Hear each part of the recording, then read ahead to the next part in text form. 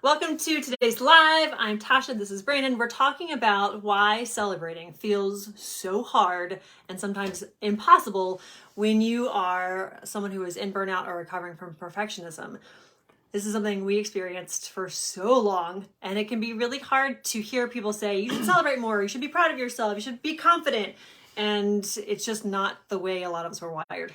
Well, it's not the way a lot of us are wired for a couple of reasons. One of them is if you feel like you identify with the idea of being a perfectionist, then celebrating is a waste of goddamn time because perfectionists are on go unless they're procrastinating, but then they're mentally on go the whole time. And so the idea of celebrating in general is a dangerous, unsafe, unhealthy experience for you. Well, you're also wasting time because you could be accomplishing more things. Yes, exactly. And like you're wasting all of the time. And so celebrating for perfectionism is an impossible task to ask of someone who is like so deeply rooted in it, because you're asking yourself to stop forward motion and actually like take a moment and acknowledge what has happened, as opposed to, yes, that's great, and I've got these 37 other fires to put out. And it's not only acknowledging what happened, it's acknowledging your contribution to the thing that's happening. That it was good enough, that it, even though it wasn't perfect, it still was worthwhile. It's giving credit for those things that you've done. It's like I have monster fingers when I'm trying to touch the monster fingers.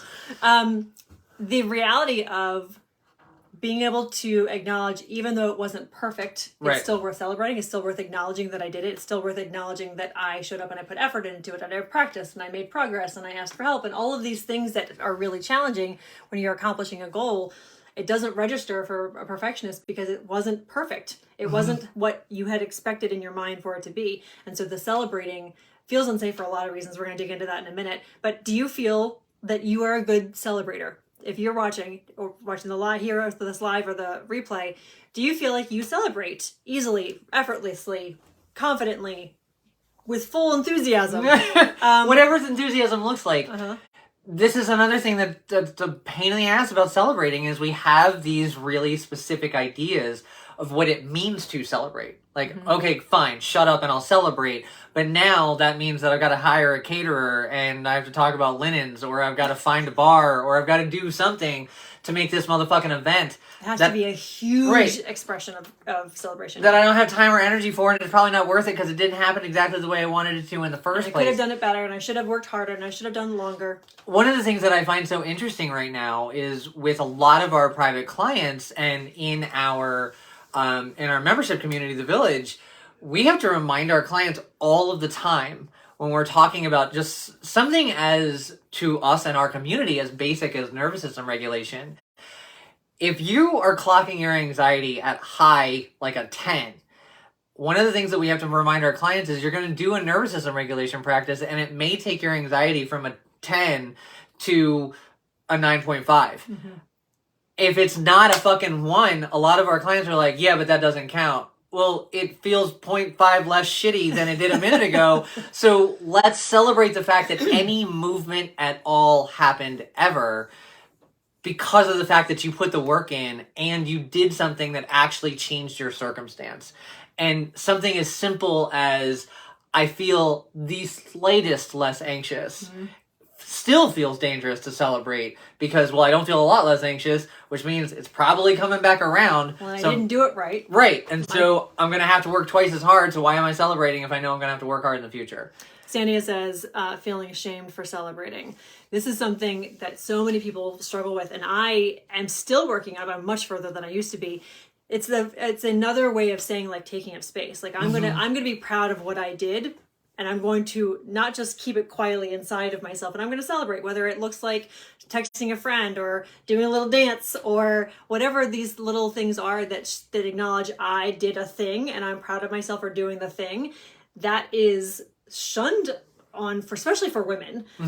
And there's a right way and a wrong way to be excited, to be enthusiastic, to be celebratory. And we've all learned in our families of origin and where we grew up in different institutions what's okay to do and what's not okay to do in terms of celebration.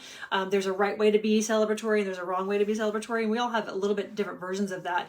But a lot of us just don't feel safe in celebrating because it's taking up space. Well, And so that's weird too, because I, growing up, was put in a place, in a position based on family dynamics of being the one that the spotlight was on a lot of the time. And so for me, celebrating feels really dangerous because I spent so much time in essentially multiple people's spotlight that I don't want any more exposure. And so celebrating is taking up space, but it's not I'm taking up all this space for myself. It's fucking just please leave me alone and stop pointing things at me, because now you're expecting me to do this again the same way but better over and over and over and over again. Expectations. It's exhaustion and it's overwhelm and it's leave me the fuck alone, and yes, expectations. Well, and I think that is something a lot of perfectionists, recovering perfectionists and active perfectionists can relate to, is that once you've done your best, then you have to one up that. Right. We see this in the coaching industry constantly, where you, and actually when I was in sales and direct sales too, you need to beat your last month, and then you need to be that month, and then you need to be that month. And this expectation of, if I celebrate it, then I'm going to bring more attention to it, and then that's going to be more people looking at me fail when I don't meet it the next time. Right. Celebrating means that something bad is going to happen next. Gosh, Shirley, that's exactly what I've seen a lot of people talking about in our conversations and DMs over the last couple of weeks, when we've been touching on the idea of progress and acknowledging your own contributions to your happiness and your well-being and all of those things. It's this idea that you're wired, because of how many times something has happened, to wait for the other shoe to drop. It can't be this good forever, because it's never been this good for this long. And that's what so many of us have learned in our real experience. And so you end up feeling a little bonkers, because you see other people celebrating things. You're like, that's great for them. That's awesome. I wish I could be like that. But the reality is, your nervous system has been trained in many circumstances to know that there's another something that's going to fall. Something's going to not allow you to continue feeling happy and peaceful and joyful and being able to take up the space. One of the problems with perfectionism in particular is that your perception of how things have happened is also warped. When you look at your timeline and the things that really stick out to you, the things that you end up catastrophizing in these anxiety spirals of perfectionism, where you're thinking about, like, I can't celebrate this because I have to get prepared for the next 10 things that are going to happen. The reality is that your nervous system was wired at an early age to look for those negative things, right? We're wired to look for the things we have to survive and try to prepare for in advance, the catastrophes. But the reality is, if you were to write down all of the things that you did well, all of the ways you've overcome things, all the ways you've shown up for people, all the things that you've done that you would categorize as like a positive column, you would see that there's way more of those than there are actually of negative experiences. But it doesn't. Brandon was just talking with a client earlier today. Your brain knows that, but your nervous system doesn't. Your nervous system has to learn how to see that that's true, not just know intellectually that that's true. I want to make sure I'm not missing anything. Hello, everybody. So let us know you're here. Let us know where you're coming in from. So I saw a question up here also. What do you do when someone wants to take you down a peg when you celebrate? Ooh, that's a really good question, Zandia. That is one. Intellectually, I know you know this. That is a them problem, not a you problem. Okay, that's feeling there's competition. This is one of the things that we talk about a lot with celebration. It has nothing to do with anybody but yourself. And if anybody else wants to participate, that's great for them. But if they don't, that's their loss. Celebrating your own experiences, your own accomplishments, your own progress is a huge piece of evidence of confidence in yourself and other people that is incredibly triggering. Not just because of what you can do, but because you have the audacity to acknowledge that you're worth celebrating. And we are not used to seeing that, especially we're not used to seeing women do that. We see women constantly being torn down for talking about how much money they make and how much property they own and all of these. What kind of clothes they wear, or like, what kind of bodies they expose. I mean, all of these things, because we've been taught, especially in the culture of women with women, to tear each other down because there's only so much room to have that kind of attention, to have that kind of celebration, to have that kind of authority or whatever. So what do you do? You have to disqualify their eligibility to have an opinion on what you're doing, and boundaries all the time. Boundaries is the big one. And I it's so important, and we say this all of the time. Remember that boundaries aren't building a great big wall and telling people what they can and cannot do. Boundaries are saying, I'm really proud of myself. I'm going to take myself out to lunch. You are welcome to come, but you don't have to. Or not even inviting them to lunch, whomever they may be, but recognizing that the boundaries that you create are creating the world that you live in. And so one of the things that Tasha and I did a long time ago was we created our membership community, The Village, quite frankly, to answer this goddamn question. Because we got so tired of feeling like every time we had something to celebrate that we had to justify it, that we had to quantify whether or not it was valuable enough to other people to celebrate. And recognizing that what really needs to happen in order for us to be able to safely express ourselves and safely celebrate our genuine victories, no matter how big or small they are, is to be in a community of people who are genuinely looking forward to moving forward, who are genuinely in a place where they're saying, everybody is doing amazing, and so am I, and I'm going to celebrate, and I'm going to celebrate the fact that they're celebrating. That's something that all of us need. Not every community is made for every person. And so a big part of being able to celebrate in a safe way is being in a community of people who are celebrating you just because you're fucking celebrating. That's pretty amazing. And it's really, really lovely to be a part of when you're saying, I'm doing this thing for myself. And none of you people may understand it, but look what I did, and I'm going to go celebrate myself doing this. To have an entire community behind you going, I have no idea why you're doing that, but that shit is amazing. I love it. We had in our village one of the women who was navigating grief, and she decided to celebrate things by doing things in her garden. And there are a lot of people that don't necessarily relate to gardening and don't necessarily relate to garden gnomes, but this was her shit.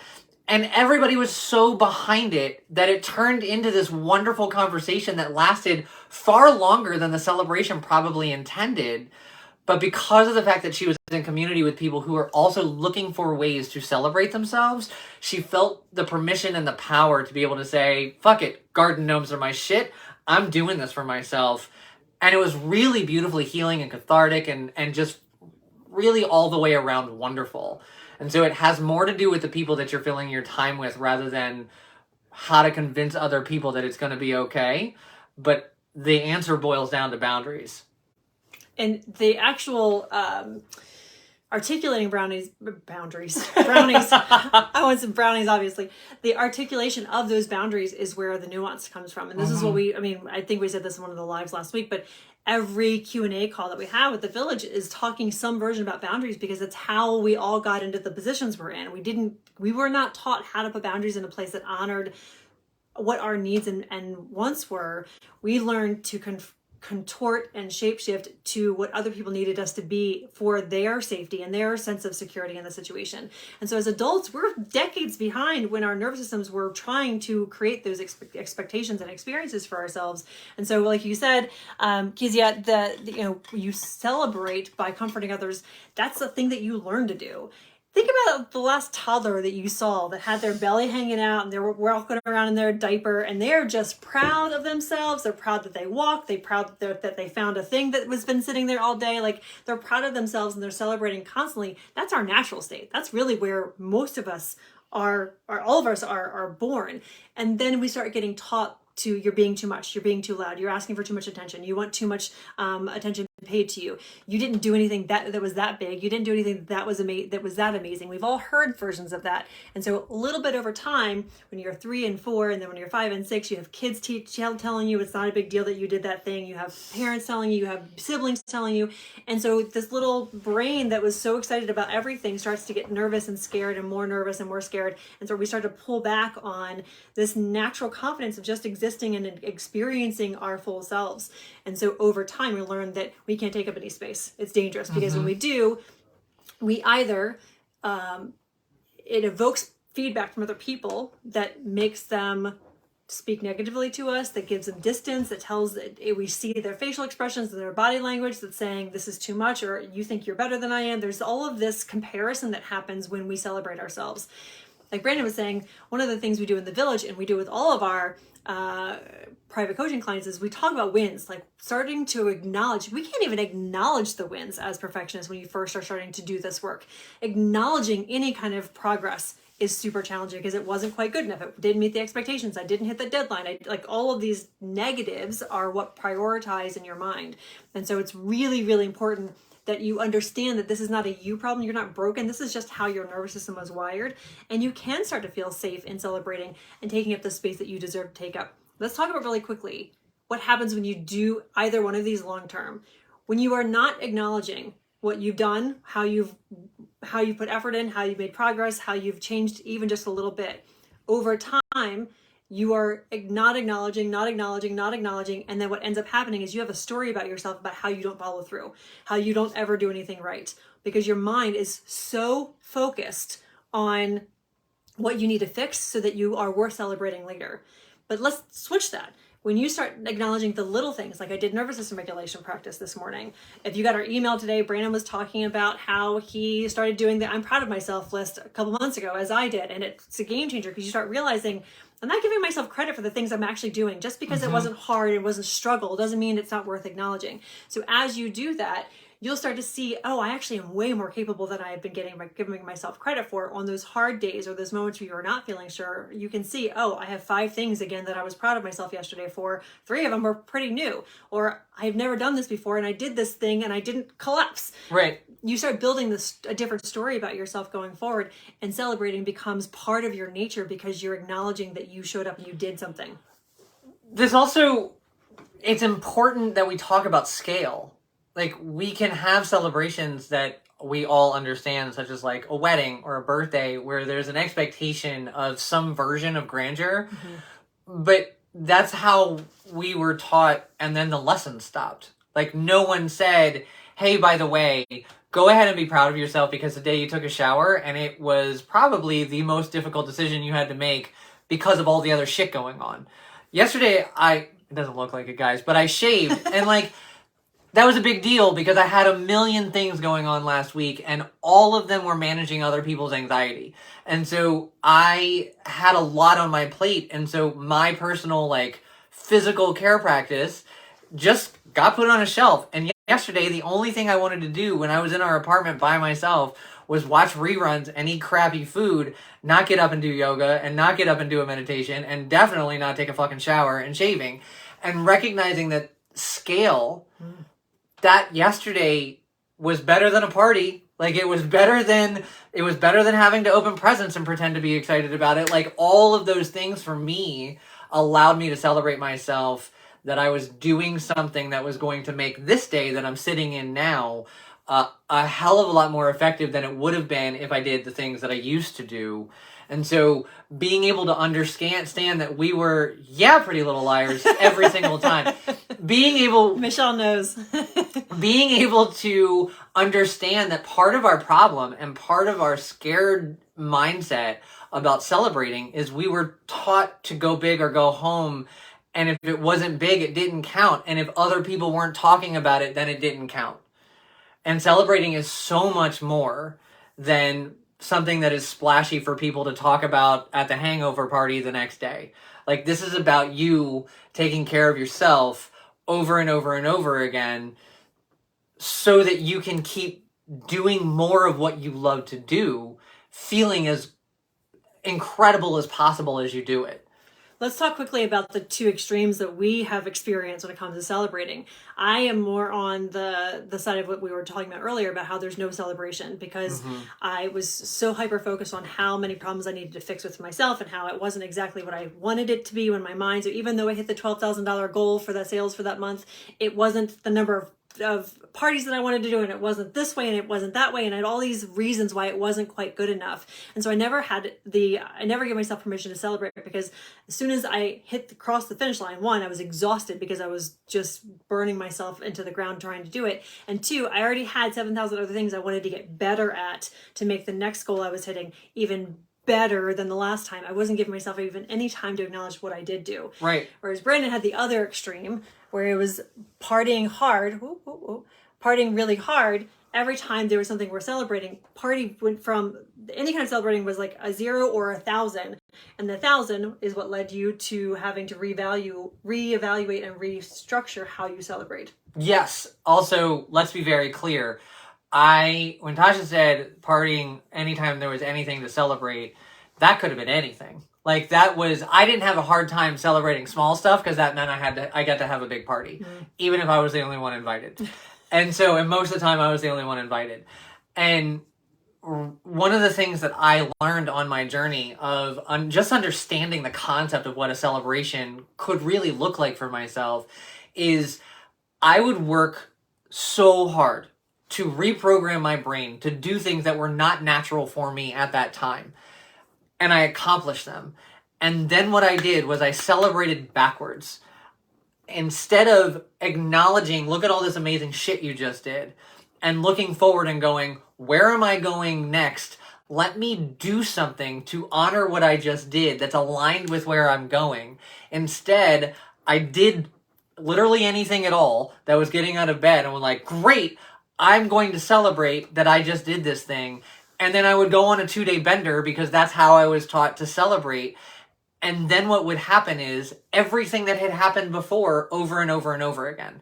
So it was just this ridiculous cycle. When you say everything that happened before happened over and over again, what do you mean? All of my hiccups, all of my problems that I had to solve, all the fires that came up, all of the challenges, the crisis and the problems that I would solve every single day to then have something to celebrate. Because you got through it. Because I got through it, because I worked through it, because I solved the problems. I would solve the problems and then I would celebrate in a way that I always had, which was very detrimental. And it was trauma-informed coping mechanism celebrating. So I would do this really big thing and then I would drink my face off. And then I would have to physically recover from that. And because I was so tired, I just kept going back to all of my old coping mechanisms. What I learned and how I have become a person that trusts myself in celebrating is I align my celebration with where I want to go. That doesn't mean I give myself a new job immediately. That doesn't mean I take on more responsibilities or I start a new project. But instead, I think about how can I comfort my body having just done all of this work in a way that's going to allow me to do more of the work that I want, rather than for in this moment, I have this great story to tell or experience because of the fact that this is what I've always done. Well, and that's a version of abandoning yourself, right? So right. You have a goal, you have a vision, even if it's just an idea of what you want to experience, just even emotions that you want to have. I want to be happy more often. I want to wake up not stressed every day. And you do some things to move in that direction, and then you celebrate in an old way, going out drinking or, binge watching and eating buckets of ice cream when that's not that doesn't make you feel good. The next day, then you've just beat out the celebration with guilt and shame and feeling scared that you're never going to be able to break the cycle. And tired.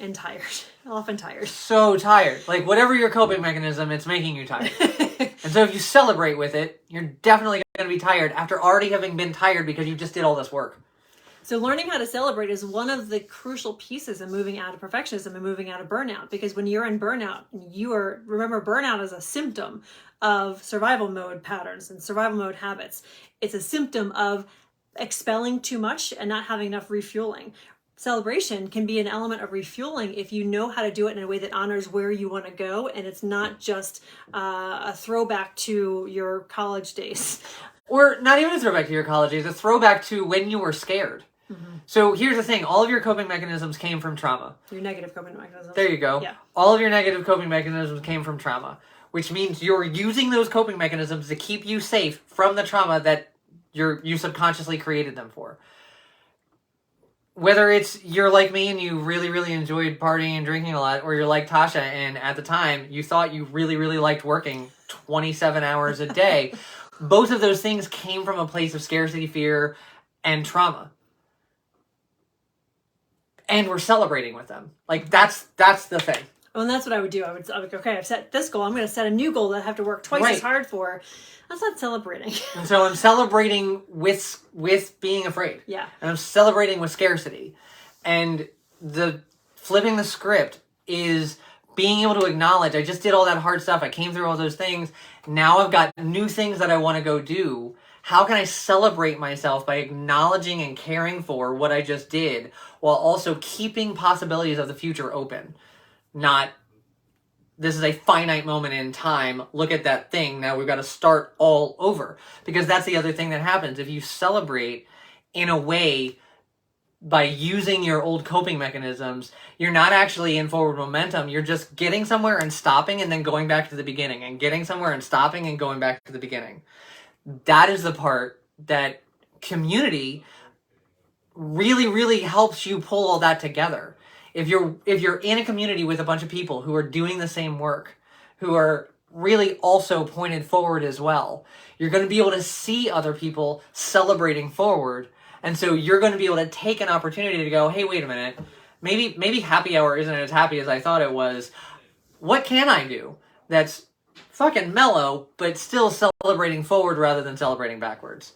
And the celebration is a crucial part in your evolution out of burnout and out of perfectionism patterns, because it's acknowledging your effort as opposed to the finish line, the achievement, which is where a lot of perfectionism comes from. This kind of top MVP of the athletes, the straight A's, no absences for attendance, and those precedences sound pretty basic and non. They seem benign. But when you start incorporating those into your everyday life as adults, and that is something that you now measure your success against, it can feel unsafe to celebrate your progress because it wasn't good enough according to your old measures. And it's important to acknowledge that you cannot move out of burnout. You cannot move out of perfectionism patterns of people pleasing and procrastination and overachieving, hyperproductivity, without realizing that you have to celebrate where you've come from. You have to acknowledge that. And so that's why one of the reasons we talk about in the village is sharing your wins regularly. The villages are, I know we mentioned a couple times, for those of you who are just jumping on, the village is our membership community where we help people who are in burnout and perfectionism recover from those things to transform their lifestyle from survival mode, from this constant fight or flight state that you wake up in, you live through and go to sleep in every day, to a lifestyle of trading out those habits for habits that are more conducive to the life you want to live, where you want peace and you want to have adventure, but it's not chaotic and urgent and fire drill oriented. Yeah. Where you can celebrate yourself and also hold space for other people to celebrate, because your nervous system is not activated because someone else is experiencing joy and happiness and not living that fear. So the village is open through this Thursday. The doors are still open for enrollment. If you have questions about it, so send us a message. But celebrating and feeling safe in that celebration is part of the process of healing from burnout and healing from perfectionism. It is a crucial element to moving out of that. And it's part of the process that we walk all of our clients through. And it's not something you can just do this weekend. Like you can celebrate this weekend, but please do. But are you going to feel safe in that celebration and the day after? Like, I celebrated, did I jinx it? This is another thing that we have, the superstition of like, I celebrated, so now I've just jinxed all the things that I was working towards. And so there's a lot of mindset that needs to be paired with nervous system regulation so that you can create safety in the truth of you are more prepared now than you've ever been. That's just a true fact. You're more prepared now than you've ever been for anything that you were walking up towards in terms of challenges in your life or your business or relationships. And so when you acknowledge that, and you acknowledge that your nervous system regulation is going to be paired with the new ideas that you want to have, the beliefs that you want to have that you're not questioning, it allows you to celebrate more often. When you're in a community where people are celebrating regularly, it's normalized.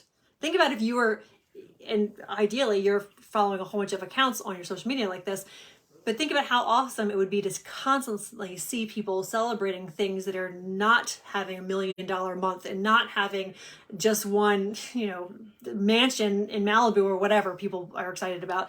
And instead celebrating the fact that they got their nervous system regulation practices in today. Instead celebrating the fact that they were able to recognize that they were activated in a conversation with their partner. And instead of arguing and fighting, they were able to push pause and actually have a conversation that was meaningful, and so that relationship got deeper rather than a wider gap. I will take that over a week on the beach anytime. And these are the kinds of things that you can learn to celebrate, and you actually get to experience so that you can celebrate. You can feel safe in not worrying about the other shoe dropping because you are seeing over and over again the progress that you're making in your day-to-day life. The biggest thing that we do, I think if we were to boil it down, the biggest thing that we do in our membership community is help people find sustainability in the evolution process.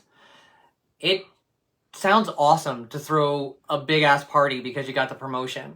But if you throw a big ass party because you got the promotion and you burn all of your fucking signing bonus on it, and then you are feeling really self-conscious about your wardrobe not being the way that it is, or you got to take the bus to work because you can't afford gas because of that party you just threw. It's not sustainable. And you're going to start to doubt yourself, and you're going to start to feel guilty, and you're going to start to have a lot of imposter syndrome. That's a big deal when we're talking about celebrating. Like, am I really worth it? And if your celebration practice isn't sustainable, then you're telling yourself over and over again, I'm actually not worth it because I don't know what the hell I'm doing, because I just had this great big win and then I pissed it all away on fucking whatever it is you were however you were celebrating. And so being able to understand where you are, being able to have the awareness of where you want to go, and then learning how to sustainably celebrate your steps in the path along the way, allow your confidence to consistently build. You can't gain confidence by just hoping for it to be there. You have to do stuff. You're not actually going to clock the stuff you're doing if you're not celebrating it. And so being able to learn how to celebrate sustainably in alignment with where you're going is a big ask, especially if you have a nervous system that's on the fritz, especially if you've been burnt out and overwhelmed for the last 5 years, especially if you don't feel safe because you're worried about someone knocking you a peg down because you have the audacity to say, look how great I did at this one thing today. And so being able to be in a community with people that are just all for it gives the sustainability of celebrating and of your progress and practice that much more power and strength, because everybody's doing the same damn thing. I'm going to bring one more point to this that Brandon just talking about. I want you to think about it. If everybody, think about the 5 people you talk to the most. They're your sisters, your best friend, your partner, your kids, whatever. Think about those 5 to 10 people that you talk to the most in any given 24-hour period. What if every single one of them was 100% on board with celebrating everything you did that was moving you towards your goals? Mm-hmm. What if it would just think about what it'd be like if your mom was like, I love that you're taking this risk on yourself. I love that you're taking this chance on starting your own business. I love that you're, going back to school because you want to go into engineering when you've been an artist, whatever. And they were like, yes, 100% yes, I love this for you. All of them. And they verbally and actively said it without any strings attached, without any expectation of you having to do it perfectly. This is just all stringless give of enthusiasm for you. How much different would you be able to make decisions? How much more confident would you be able to say, I'm going to do this thing, when you had that many people around you speaking to you, pouring energy into your positive and forward momentum? That's the difference of what you're experiencing now and the village. The village is the community where you're going to have people constantly pouring into. Yes, if that's what you feel is aligned with you, we're 100% team you. Not with any expectation. You don't have to prove anything to us. We're not going to watch to see if you do it right. This is about, what are you discovering about yourself as you move towards that goal? For those of you who are new to our community and new to our space, a goal is not a thing that measures your achievement or your goodness or your pass fail. A goal is the direction in which you face to move towards something so you can learn more about yourself. Oftentimes you will pivot what you actually want because you're discovering more about yourself on the way. When you have people who are celebrating, you're just moving forward, whatever that looks like for you, that's a game changer.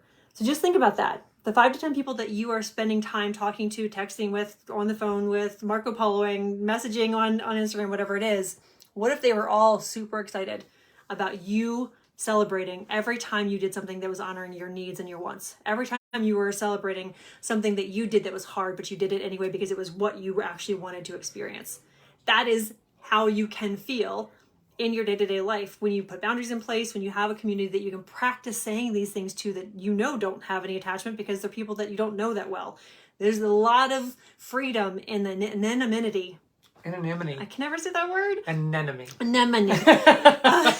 There's a lot of freedom in that anonymous experience when you are in a community of people who have the same values, who have the same intentions and the same desire to move out of burnout, but without any of the history that your family and friends have. And that's what so many of our village members are expressing when they come in there. So we are super excited for a lot of you who are asking questions in the DMs and just kind of feeling out whether your intuition, if this is the right move for you. We're super excited about the members who've already joined. We have new members who are in the village already. And we have a village social on Wednesday morning. We're going to be getting together with the village members and just hanging out on Zoom, talking for an hour, catching up and telling stories and hearing about shenanigans. So if you have questions about the village, feel free to message us. Is there anything else you want to say about that? I don't think so. We'll be back in the next couple days again for some more lives. If there are any questions that you want us to dig deeper into, either in our stories or our content. Oh yeah, do that. Shoot us a message. If you haven't checked out the podcast, make sure you check out Boldly Becoming You. It's on Spotify, Apple, Audible, anywhere you listen to podcasts. If you want the link to those, message us that. If you want a link to the Village so you can check it out and see if it's a membership community you want to join to move out of burnout, move out of perfectionism, and into a place where you can confidently and comfortably celebrate yourself without feeling like you're taking anybody else's light, that is where you want to go. All right, so thanks for being here. We'll see you again tomorrow. Yeah. All right, bye, friends. See you, everybody.